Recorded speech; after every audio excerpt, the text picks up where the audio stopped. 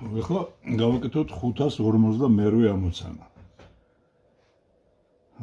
აზოტის კუთრის სითბო-ტევადობა, როდესაც მას აწვობენ მუდმივი წნევის პირობებში, ტოლია, ესეთნაირად ავნიშნოთ CP, არის 1.05 კილოჯოული კილოგრამ კელვინზე. მუდმივი მოცულობის პირობებში კი CV არის 0.75 კილოჯოული კილოგრამ კელვინზე. რატომ აქვს სითბო-ტევადობას სხვადასხვა მნიშვნელობა? პირველი კითხვა ეგ არის და რა მუშაობა სრულდება 1 კილოგრამი აზოტის 1 კელვინით იზობარული გათბობისას. ესე იგი მასა არის, ესე იგი 1 კილოგრამი, ტემპერატურის ცვლილება არის, ესე იგი 1 კელვინი. პირველი შეკითხვა არის, რატო ხდება, რომ განსხვავება არის აი ამ ორ სითბო-ტევადობას შორისო. და მეორე კითხვა არის, ესე იგი, გამოთვალეთ მუშაობაო. საქმე რაში არის, რომ გადაცემული სითბოს რაოდენობისთვის ჩვენ შეგვიძლია ეგეთი ფორმულა დავწეროთ. CPm დელტა T. ან ესე იგი ეს არის თუ მუდმივი წნევით ხდება ეს არა ქვია გათბობა მუდმივი წნევის პირობებში, ხოლო მუდმივი მოცულობის პირობებში CVm დელტა T. საქმე ის არის, რომ გადაცემული სითბოს რაოდენობა ზოგადად შეიძლება დაიხარჯოს ორ რაღაცაზე, ესე იგი რაც თერმოდინამიკის პირველი კანონიდან გამომდინარეობს. ერთი შინაგანი ენერგიის ცვლილებაზე და მეორე არის მუშაობის შესრულებაზე. რადგან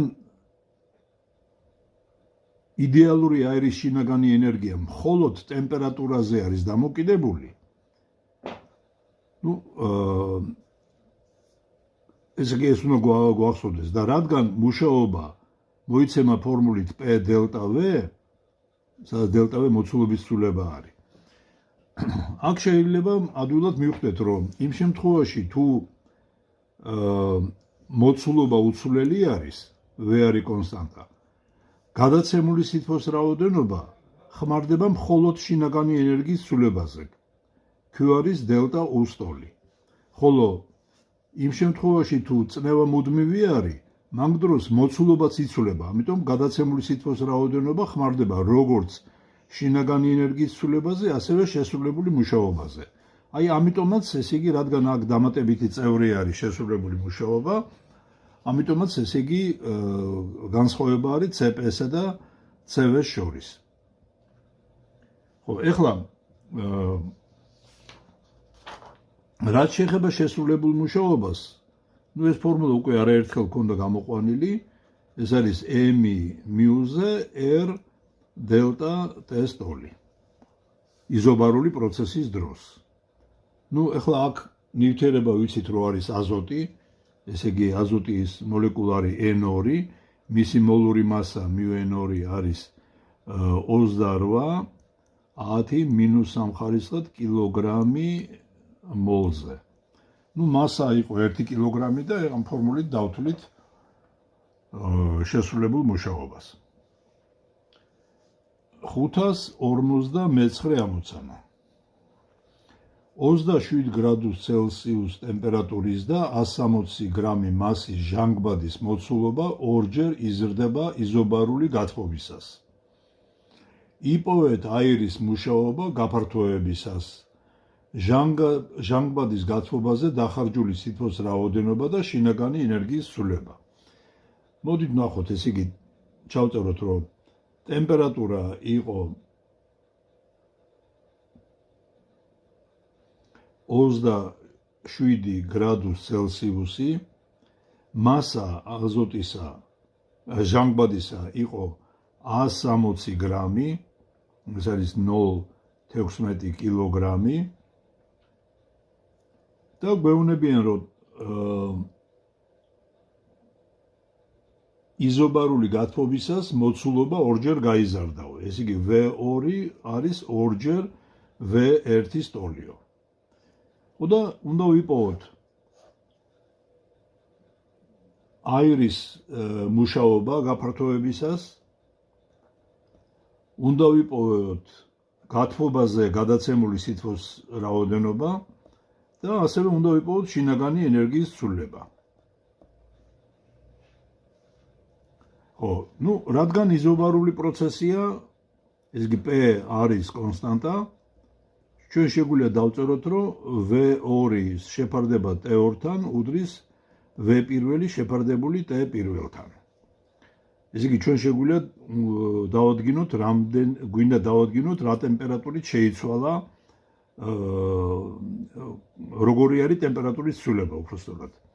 დავწეროთ, რომ V2 არის ორჯერ V1, T2-ზე არის V1 T1-ზე. V1-ები გაიკვეცება და ვხედავთ, რომ T2 არის 2 T1-ის ტოლი. ამიტომ ტემპერატურის ცვლილება არის T2 მინუს T1 უდრის T1-ს. ახლა T1 ვიპოვოთ, ეს არის 27 გრადუსი პლუს 273, ეს იგი T1 გამოდის 300 კელვინის ტოლი. რადგან 300 კელვინი არის, ეს იგი ეს ცვლილება გამოვიდა 300 კელვინის ტოლი.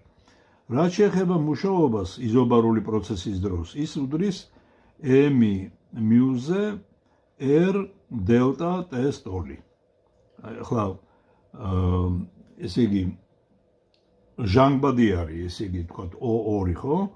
ესე იგი მოლური მასა O2-ისა არის 32 მინუს 3 ხარისხად. და აქედან გამომდინარე მუშაობა შეგვიძლია დავთვალოთ, უკვე აქ ყველაფერი ვიცით და ესე იგი ამისთვის ეს პასუხი უკვე შეიძლება გამოთვალოთ რიცხობრივად.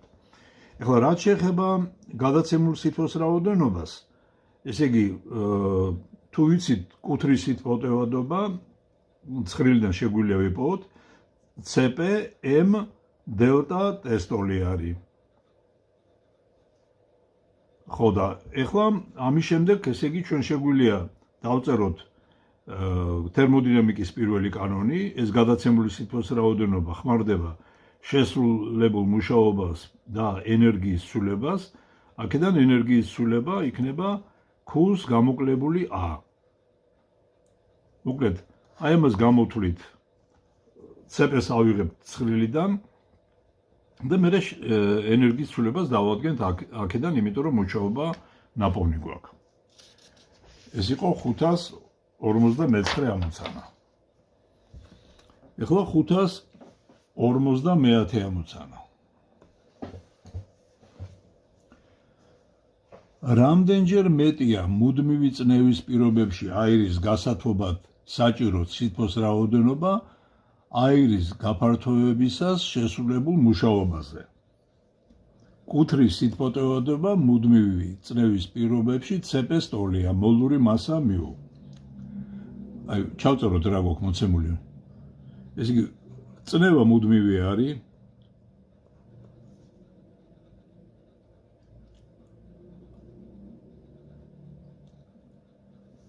CP მოცემული გვაქვს, ესე იგი ეს კუთრის სითბოტევადობა ვიცით რამდენის ტოლი არის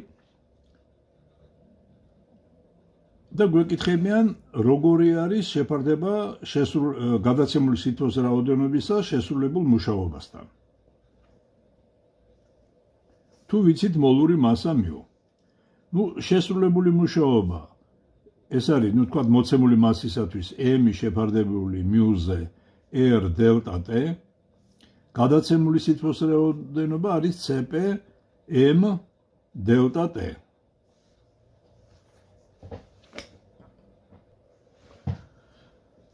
და გვეკითხებიან რამდენჯერ მეტია Q A-ზე. შევაფარდოთ Q A-სთან, მივიღებთ CP M დელტა T შეფარდებული m-ი μ-ზე r დელტა t-ზე. მასები გაიკვეცება, დელტა t-ები გაიკვეცება და q შეფარდებული a-სთან გამოვატოლი cp μ შეფარდებული r-თან. 551 ამოცანა.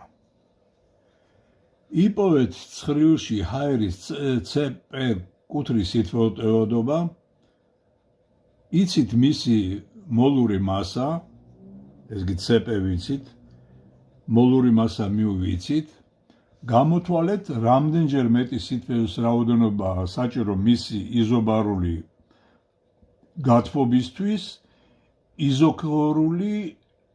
იზოქორულთან შედარებით. ჰაერის მასა და ტემპერატურის სხვაობა ორივე შემთხვევაში ერთნაირია. ეს იგი მასა არის კონსტანტა და ტემპერატურის ცვლილება დელტა t არის კონსტანტა. და რამდენჯერ მეტი არის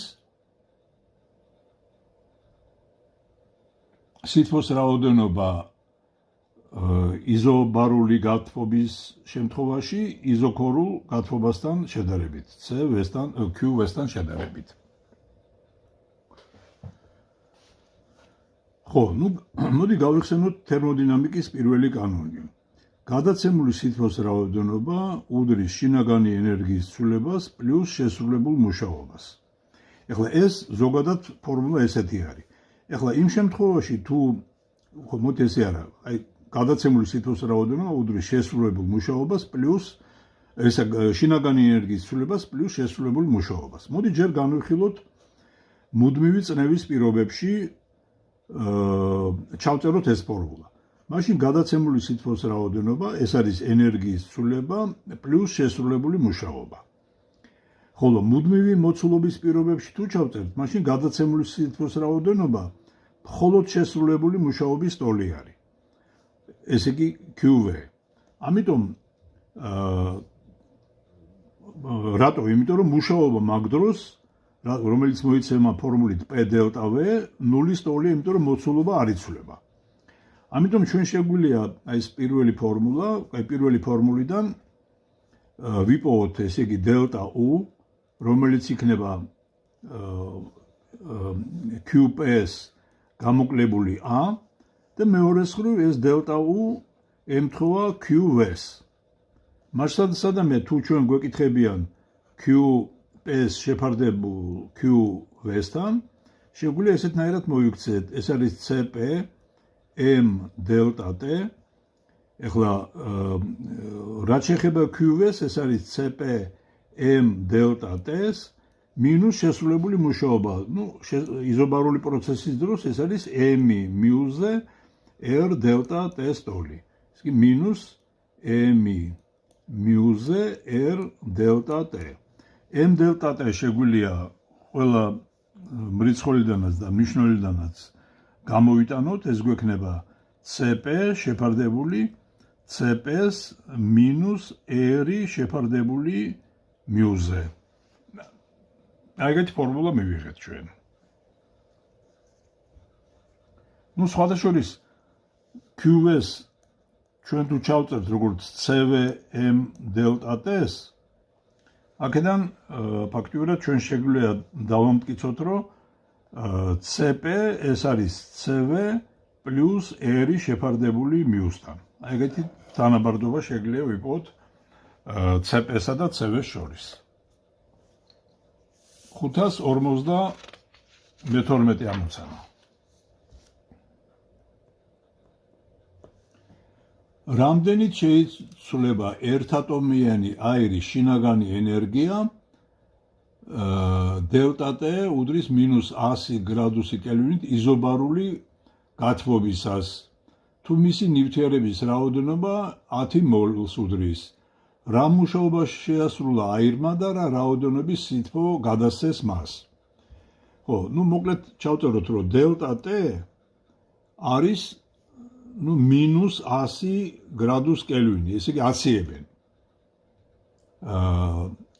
ნიუ არის მოცემული უდრის 10 მოლის ტოლი არის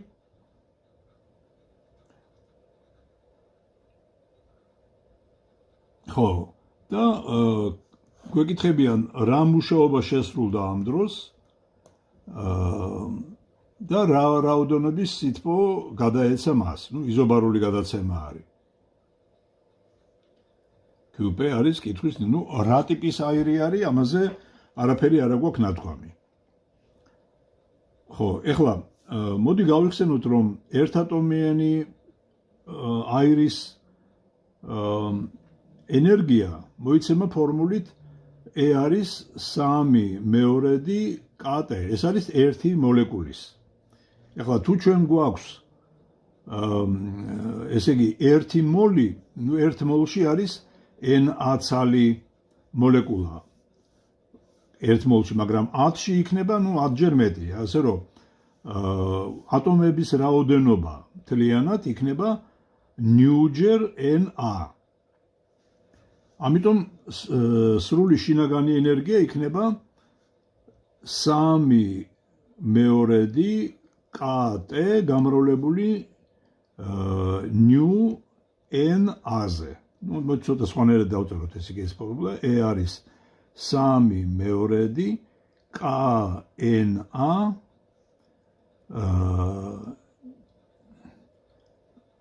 ნიუ T. KNA ეს უნივერსალური მუდმივა არის, გაზური მუდმივა, რომელსაც ერით აღნიშნავთ. E არის 3 ნიუ RT. ეს არის ენერგია.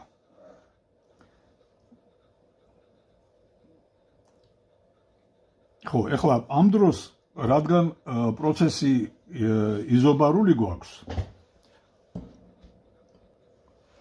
ხო, რადგან პროცესი იზობარული გვაქვს, შესრულებული მუშაობა მოიცემა ფორმულით M μ-ზე R დელტა T. ამდა ეს ხონერად არის ნიუ R დელტა T. ზოგადად შესრულებული მუშაობა ვიპოვეთ, ეს არის ნიუ R დელტა T. ხო და ეხლა ამ დროს გადაცემული სითბოს რაოდენობას გვთხოვენ. ეხლა ეს შეგვიძლია ესეთნაირად ვიპოვოთ, გადაცემული სითბოს რაოდენობა უდრის ენერგიის ცვლილებას დელტა S პლუს შესრულებულ მუშაობას P დელტა V-ს. ანუ ეს ტოლი იქნება, დელტა E იქნება 3 ნიუ R დელტა T პლუს მუშაობა ნიუ R დელტა T. ამიტომ გადაცემული სითბოს რაოდენობა იზობარული პროცესის დროს გამოვა 5 ნიუ R დელტა T ტოლი. ეს იქნება ჩვენი საბოლოო პასუხი. 553 ამოცანა.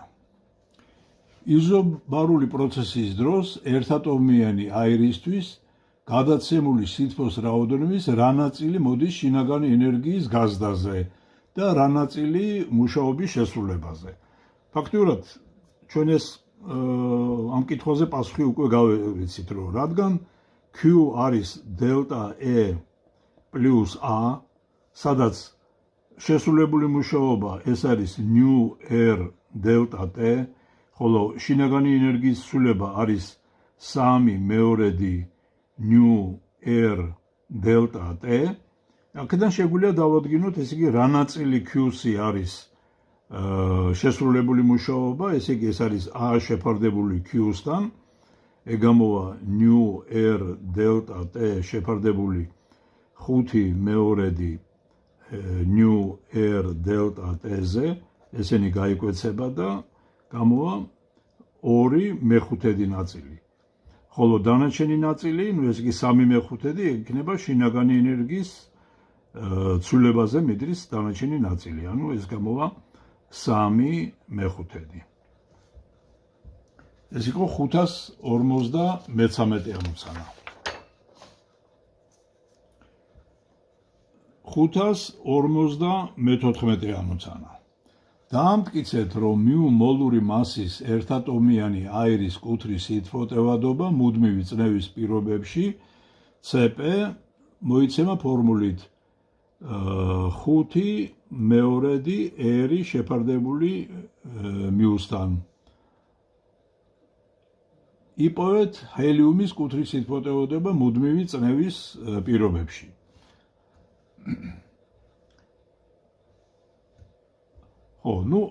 მოდით ჩავწეროთ, თქვათ დელტა T ტემპერატურა შეიცვალა დელტა T იზობარულად. ეს იგი Q ამ შემთხვევაში არის CP M დელტა T. მეორე მხრივ ეს Q, როგორც ახლა დავამდგინეთ, მიდის შინაგანი ენერგიის ცვლილებაზე 3/2 M μ-ზე R დელტა T-ზე და ნაწილი მიდის შესრულებულ მუშაობაზე M μ-ზე R დელტა T-ზე. შეგვიძლია ესენი გავუტოლოთ, ხო, ეს ჯამი გამოვა, ესე იგი 5/2 M μ-ზე R დელტა T. ეს სიდიდეები შეგვიძლია გავაუტოლოთ CP M დელტა T უდრის 5/2 M μ-ზე R დელტა T. ესე იგი დელტა T დელტა T-სთან გაიკვეცება, M M-თან გაიკვეცება და CP-სთვის მივიღებთ 5R შეფარდებული 2 μ-სთან. 555 ამოცანა. წყლის გაზირებისთვის მასში უშვებენ შეკუმშულ ნახშირ ორჟანგს. რატომ მცირდება ამ დროს ტემპერატურა? ეხლა ეს საზეპირო ამოცანა არის. აქ სიტუაცია ის არის, რომ ნახშირ ორჟანგი შეკუმშული როცა გაფართოვდება, ესე იგი ეს მოხდება ეგრეთ წოდებული ადიაბატური პროცესი. ესე იგი და გაფართოების დროს თუ ადიაბატურად ფართოვდება აირი, ის ასრულებს მუშაობას, ამიტომ მისი შინაგანი ენერგია შემცირდება და აირის შინაგანი ენერგია მხოლოდ ტემპერატურაზეა დამოკიდებული, ამიტომ ის გაცივდება. ეს არის მაგის პასუხი. ეს მე-16 და მე-17 ასევე საზეპირო ამოცანებია და მაგას თქვით რომ გაარჩევთ. მადლობა ყურადღებისთვის.